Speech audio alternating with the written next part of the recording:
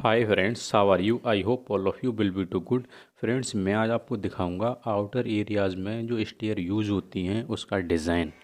तो फ्रेंड्स, शुरू करते हैं।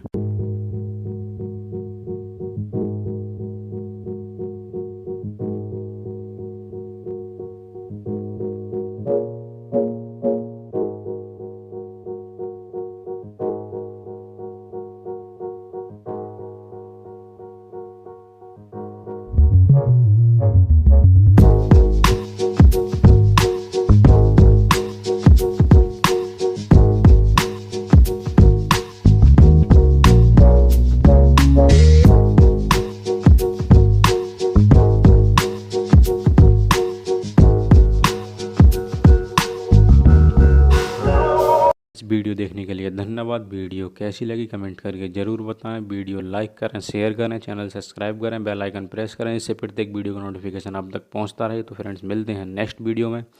तब तक के लिए जय हिंद, वंदे मातरम। अपना और अपनों का ख्याल रखिए।